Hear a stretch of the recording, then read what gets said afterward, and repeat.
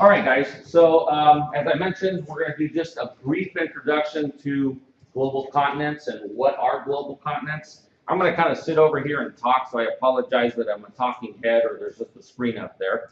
But I've got all my notes on this side. So this is a pretty common sort of view of the whole Earth that you guys might be used to looking at, right?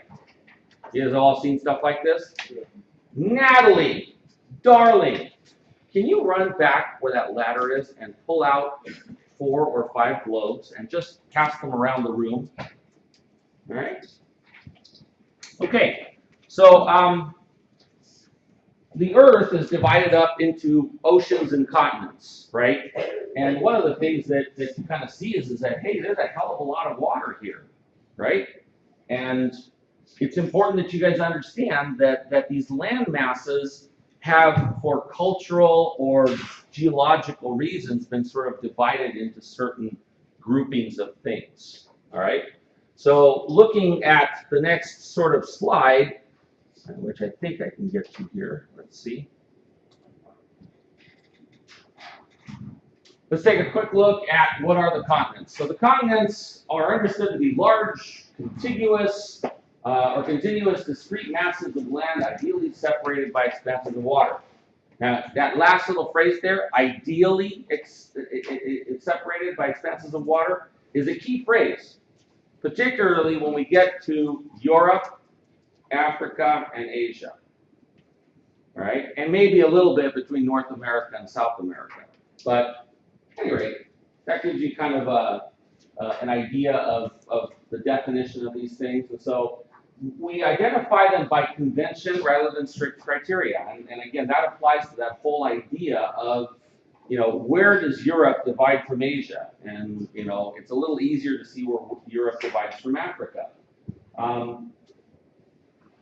We're going to group them into the classical 7 continents, right? Asia, Africa, North America, South America, Antarctica, Europe, and Australia. And those are in size order, okay? So geologically, right, some of this corresponds to the plate tectonic theory, okay, and the motion of the plates on the Earth's surface.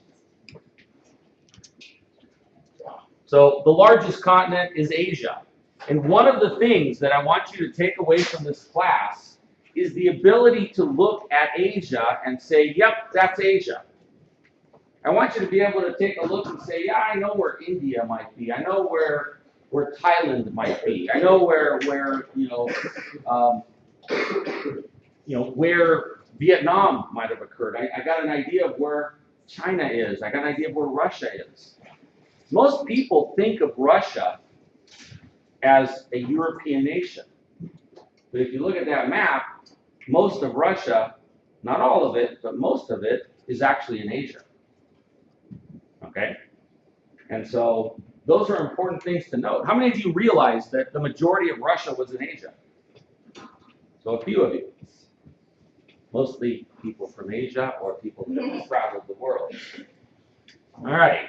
Okay. So Asia is the largest continent. It covers about 30% of the globe. That'll be visible on the next slide. It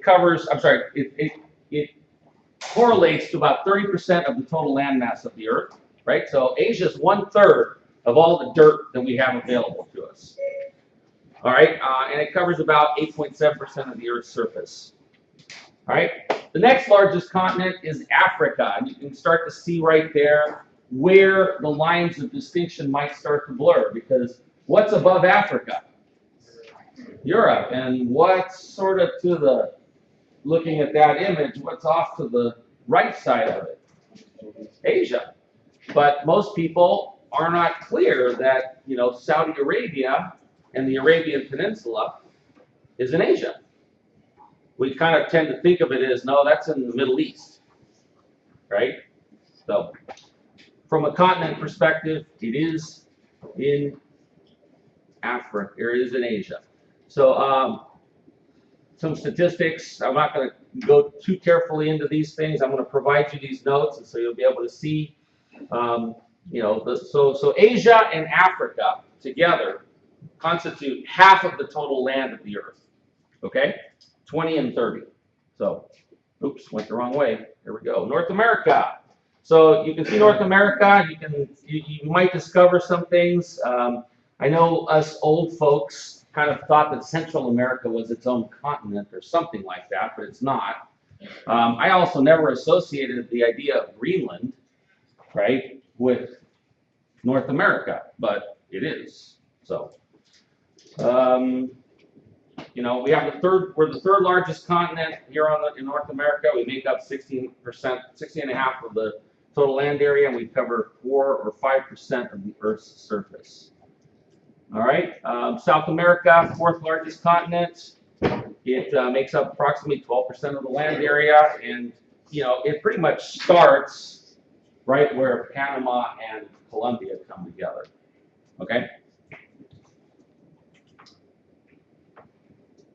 Antarctica. Okay, oops. Antarctica. Antarctica is the 5th largest continent, and most people don't think of Antarctica as necessarily a landmass. We think of it as a big giant chunk of ice, right? I do. That's the mental picture that I have of Antarctica is a big chunk of ice. But the reality is, it is a landmass. There is a plate under it, and there is dirt there, unlike the North Pole, right? We think of the North Pole as where Santa Claus lives, right? There's reindeers and candy canes and all sorts of other stuff like that, but there's no land at the North Pole. That's another thing that a lot of people don't necessarily know. So, all right. More statistics. Europe is the second smallest of the continents, and you know, it's got a huge chunk of the world's population. Asia is the most populous, but Europe is the second most populous continent. Actually, no, Africa, then Europe. All right?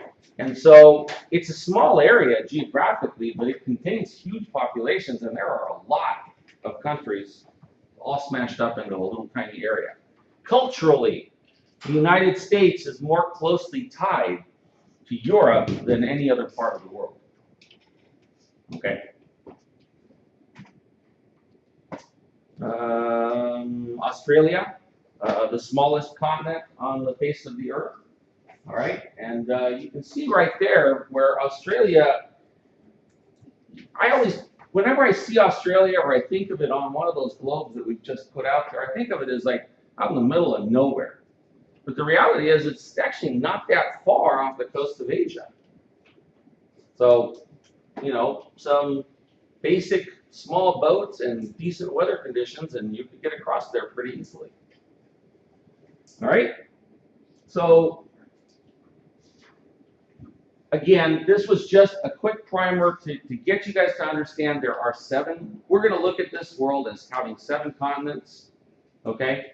And it becomes important for you to be able to identify the boundaries of it. Now, one of the problems that you guys are going to encounter, as I mentioned at the beginning of this discussion, is the boundary between Asia and Europe.